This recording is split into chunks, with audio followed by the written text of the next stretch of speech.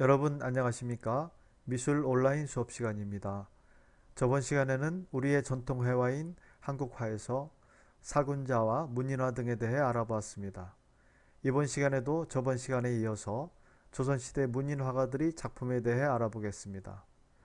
저번 시간에 우리는 문인화가 중 겸재정손의 금강전도에 대해 알아보았는데 이번 시간엔 저번 시간에 이어서 현재 심사정의 문인화 작품들에 대해 알아보겠습니다.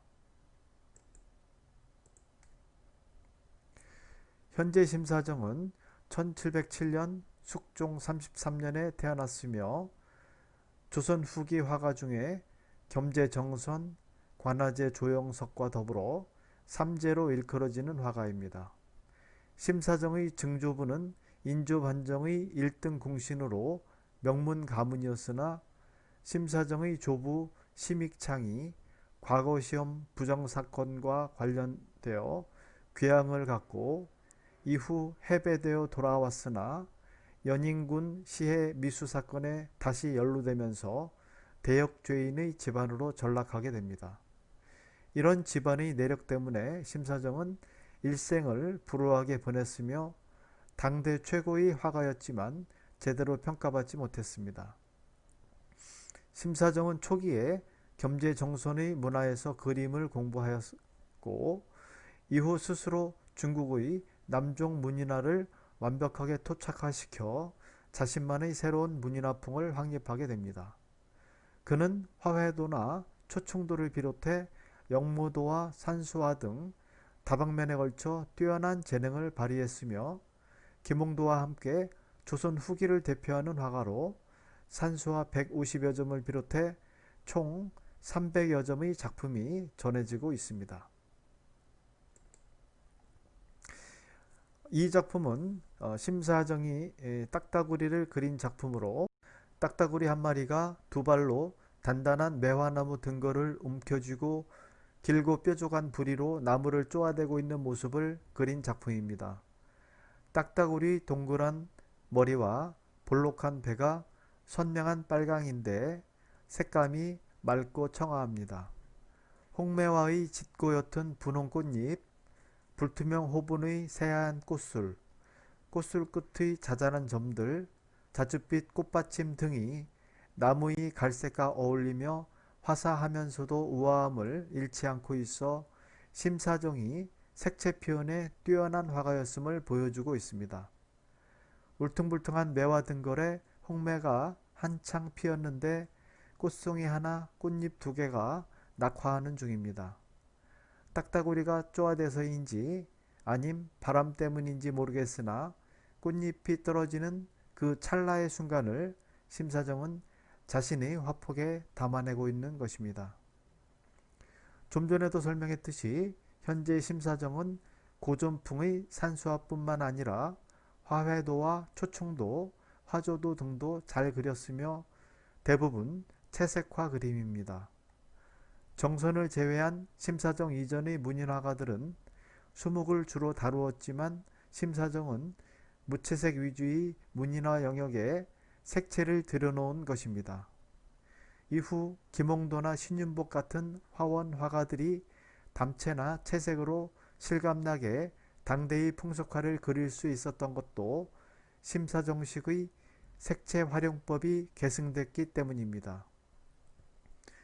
정선과 심사정이 문인화에서 색채를 적극 활용할 수 있었던 것은 당시 청나라에서 들여온 컬러 화보의 영향이 컸습니다.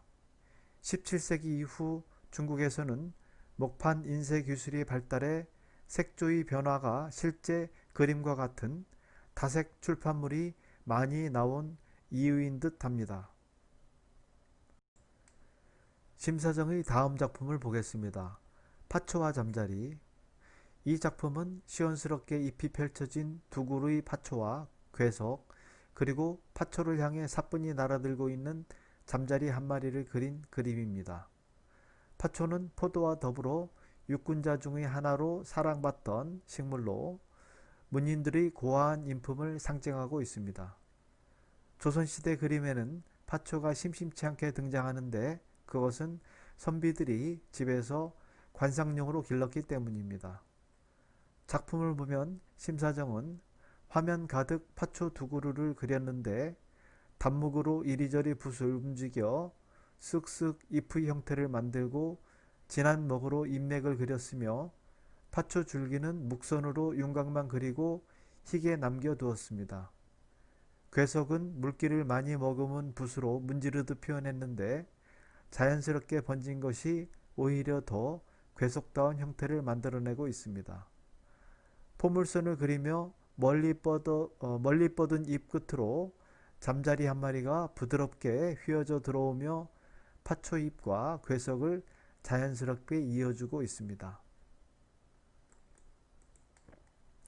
이것은 파초와 잠자리 그림에서 잠자리 부분만을 확대해 본 것인데 먹으로 잠자리를 이렇게 자연스럽게 그릴 수 있다는 사실이 신기할 따름이며 머리, 날개, 몸통, 꼬리, 다리 어느 하나 어색한 부분이 없는 완벽한 모습이라고 할 수 있습니다.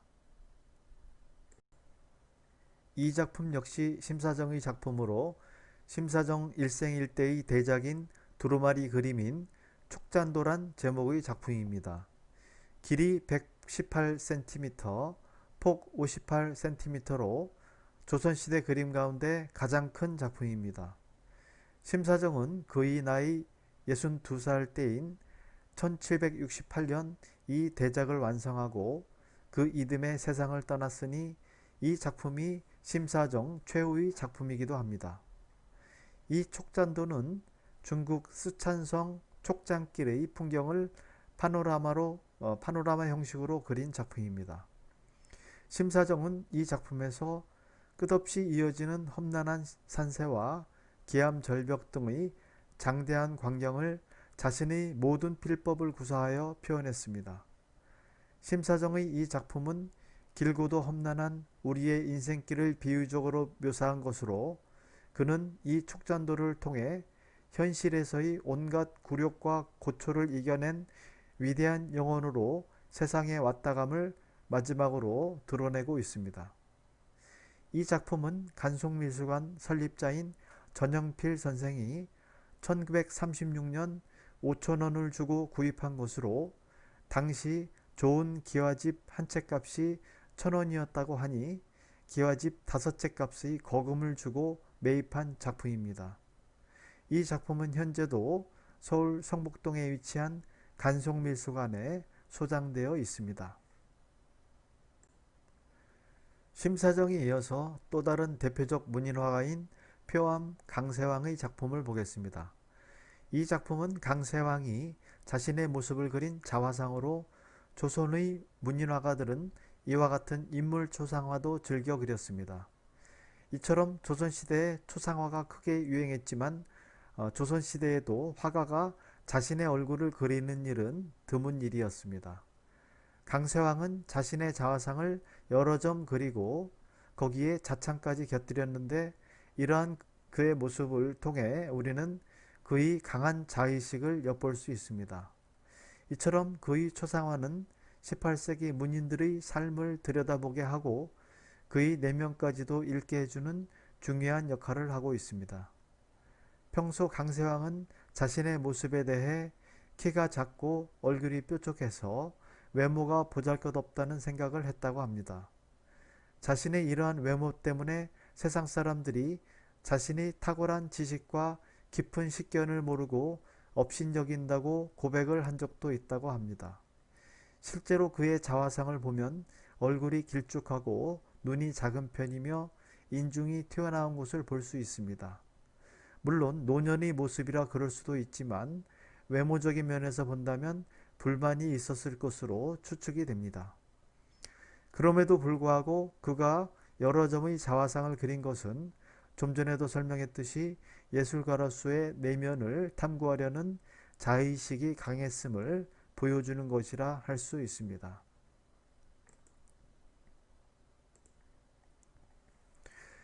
강세왕의 집안에는 대대로 5대에 걸친 초상화가 전해져 내려오고 있는데 이는 세계적으로도 드문 일이라고 합니다.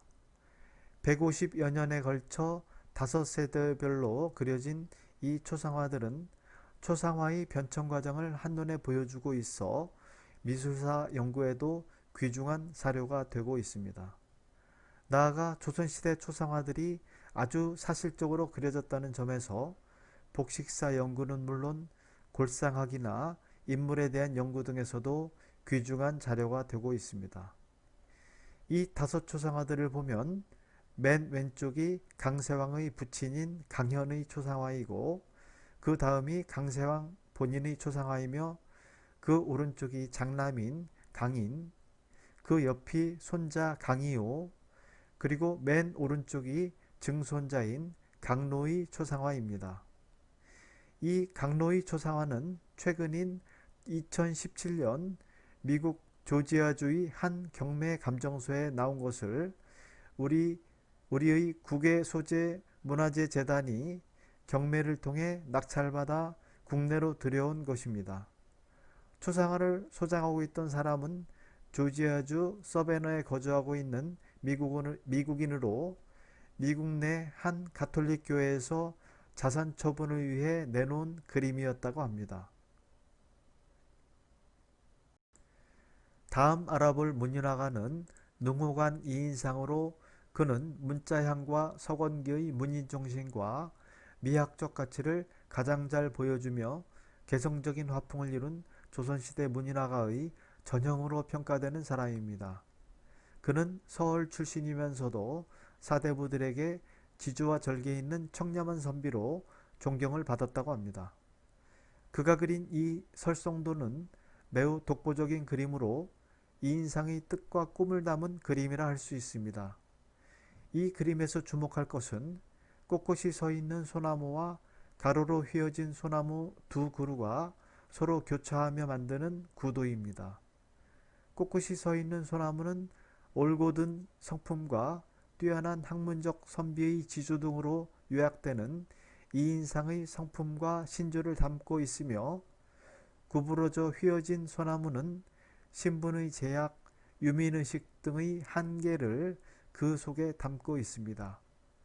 지향점은 있으되 좌절된 현실, 그럼에도 불구하고 지조와 절개를 잃지 않으려는 신조, 이것이 설성도가 내포하고 있는 속뜻이라 할 수 있습니다.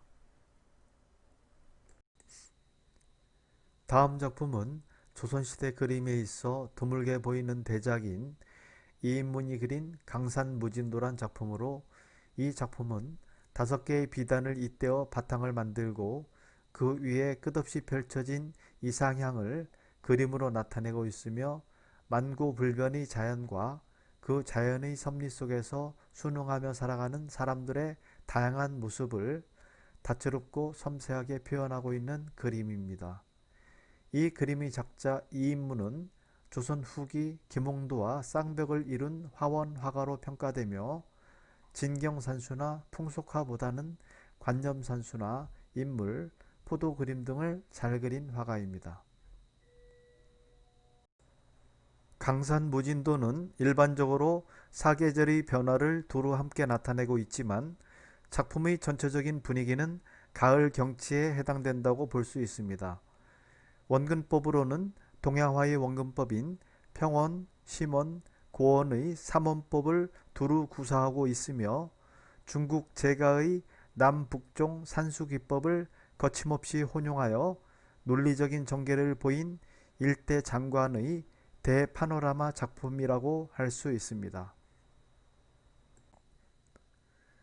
변화무쌍하고 화려한 준법의 구사를 통한 산세의 묘사, 그리고 아주 작고 세밀하게 그려진 인물들의 꼼꼼한 묘사가 어우러져 시선을 옮길 때마다 드라마틱한 장관을 보여줍니다. 이 인물은 높은 곳에서 멀리 내려다보는 듯한 시점으로 산수의 변화무쌍함을 장대하게 재구성하였으며 세련된 필치와 감각적인 색채는 이 인물의 완숙한 솜씨를 잘 보여주고 있습니다. 또한 장려한 산수의 자연 경관을 배경으로 농사짓는 모습이나 도르래를 이용해 절벽으로 짐을 들어 올리는 장면, 여행하는 모습, 물건을 나르는 모습 등 다양한 생활상을 세필로 표현하고 있습니다. 정확한 묘사 기법과 구도를 바탕으로 화면의 대부분을 담황과 담록으로 옅게 채색하였으며 상록수인 푸른 송과 강한 대조를 보이면서 가을임을 알리는 낙엽수에는 선홍을 입혀 조화를 꾀하였습니다. 당시 조선시대의 산수화가 도달한 높은 수준을 대변하는 격조 있는 그림으로 지방색을 말끔히 청산한 이인문의 높은 기량을 유감없이 발휘한 걸작이라고 할 수 있습니다.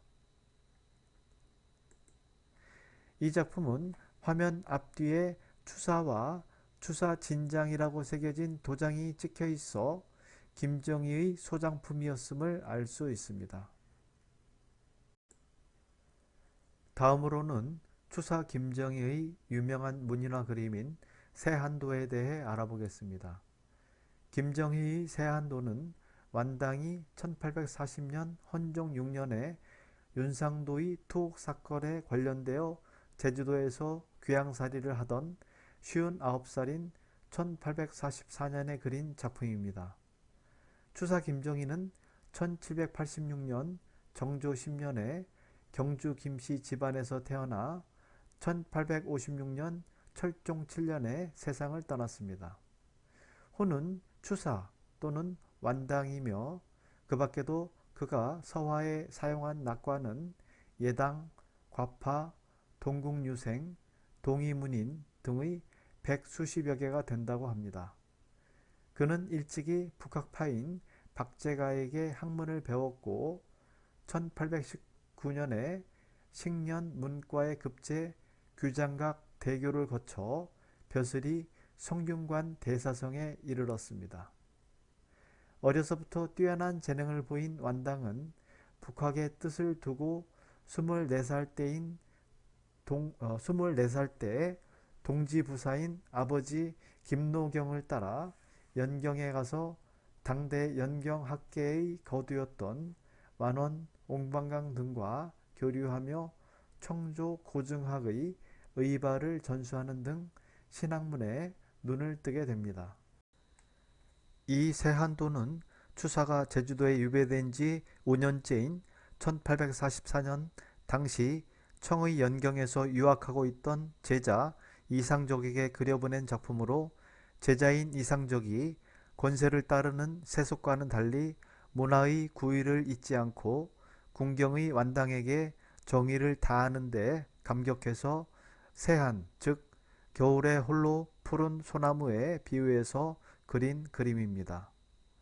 추사 김정희의 대표작인 세한도를 두고 옛 그림 연구에 업적을 남긴 동주 이웅희 선생은 일견 퍽 싱거운 그림이라고 했습니다. 소나무가 있고 엉성하게 보이는 집이 한 채 있을 뿐 아마추어가 보면 왜 좋은 그림인지 알 수 없다는 것입니다. 추사의 일생을 다룬 최초의 본격적인 비평서인 완당평전을 내놓은 유홍준도 실경산수로 치자면 빵점짜리라고 거들었습니다. 실제로 엄정한 필치의 발문 없이 세한도 그림만 덩그러니 있었다면 다소 심심한 그림으로 보였을지도 모르겠습니다. 그럼에도 세한도를 추사 예술의 극치로 꼽는 것은 눈에 보이는 모습을 옮긴 것이 아니라 사의, 즉 뜻을 그렸기 때문입니다.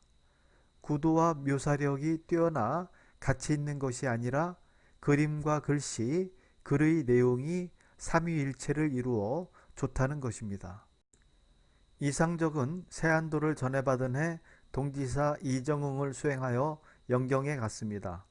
그는 이듬해 정월 중국인 친구 오찬이 베푼 재회 축하연에서 청나라 명사들에게 이 그림을 보여주고 16명으로부터 제문과 발문을 받았습니다. 세한도를 보면 그림과 발문이 각각 담긴 두 장의 종이를 이어 붙이고 경계 부분의 아래쪽에는 완당이라고 새겨진 도장을 찍었습니다. 두 장으로 되어 있지만 하나의 그림으로 보아달라는 뜻이라고 할 수 있습니다. 이상적이 세상을 떠난 뒤 이 두루마리는 제자였던 매은 김병선에게 넘어갔고 그의 아들 소매 김준학이 물려받아 끄트머리에 자신의 감상기를 적어 놓았습니다. 이후 세안도는 민영휘의 집안이 소유했다가 일본인 추사 연구가 후지스카 지카시오에게 팔아 넘겼습니다. 이것을 1944년 서예가인 소전 손재형 선생이 거금을 싸들고 일본으로 가 3개월 동안을 아침 저녁으로 병석에 놓은 후지스카를 문안한 끝에 되찾아 돌아왔다는 이야기는 유명합니다. 길이 108.3cm짜리 세한도를 제대로 전시하기 위해서는 10m가 넘는 쇼케이스가 필요합니다. 세한도 두루마리에는 이 그림을 감상한 인물 20명이 직접 쓴 감회가 줄줄이 붙어 있기 때문입니다. 그렇기 때문에 2006년 추사 서거 150주년을 기념하여 국립중앙박물관에서 열린 특별전에서도 두루마리를 모두 펼쳐놓을 수 없었다고 합니다. 그림에 감상문을 붙여 후세에 물려주는 풍습은 서양의 캔버스 미술 문화에서는 불가능한 일이며 오로지 두루마리 그림 문화만의 특징이라 할 수 있습니다. 때문에 세안도처럼 그림 자체의 품격도 품격이지만 발문을 쓴 사람이 누구이고 그 문장의 수준이 어떠한가에 따라 작품의 가치가 더 높아질 수 있다는 것은 우리 그림만이 갖고 있는 묘미 중의 하나일 것입니다. 이 작품은 우봉 조희룡의 매화소옥이란 작품입니다. 김정희의 영향을 크게 받은 우봉 조희룡은 문인화풍의 산수화와 사군자, 특히 매화 그림을 많이 남기고 있습니다. 3살 연상인 스승 추사와 비교되어 외형은 닮았으나 내면은 그렇지 못하다는 등 혹평을 받기도 했으나 문인화의 대중화에 있어 큰 역할을 한 화가임에는 틀림이 없습니다. 그 역시 중인 출신으로 그가 저술한 호산외사란 책은 18세기 후반에서 19세기에 걸쳐 그와 교류한 화가들에 대해서 소상히 기록하고 있는 책으로 조선 후기 회화사 연구에 귀중한 사료가 되고 있습니다.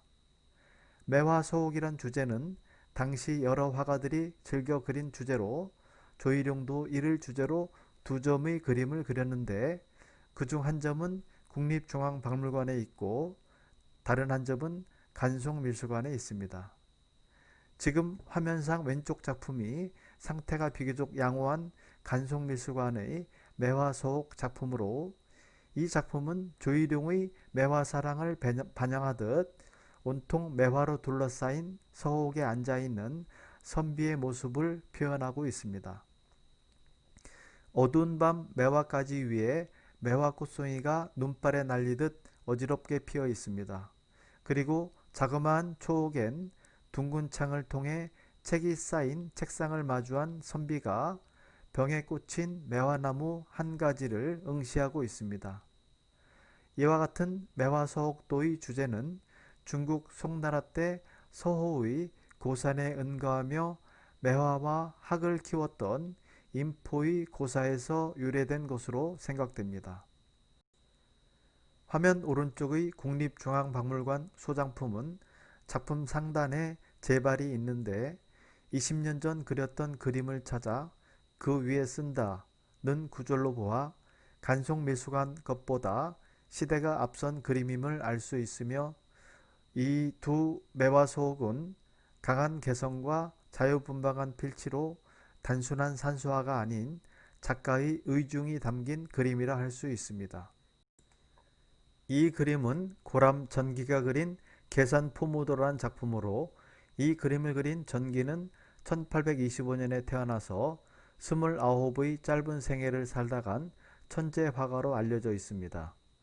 전기는 추사 김정희의 문화에서 그림을 배웠으며 그에 대한 자세한 기록은 남아있지 않지만 우봉 조희룡이 쓴 호산외사에 의하면 그는 풍채가 좋고 인품이 그윽하여 마치 진나라와 당나라의 그림에 나오는 문인의 모습 같다고 평하였고 또한 그의 시화는 당대에 겨루리가 없을 뿐만 아니라 상하 100년을 두고 논할만 하다고 했을 정도로 당시 화단에서 촉망받던 인재였습니다.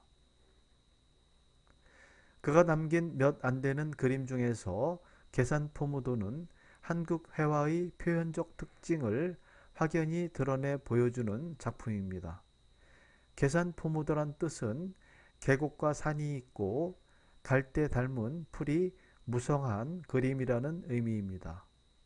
계산포무도는 세밀한 묘사의 묘법을 구사하지 않고 그저 붓으로 스쳐간다는 표현이 맞을 정도로 각 사물들이 개념적으로만 표현되어 있습니다.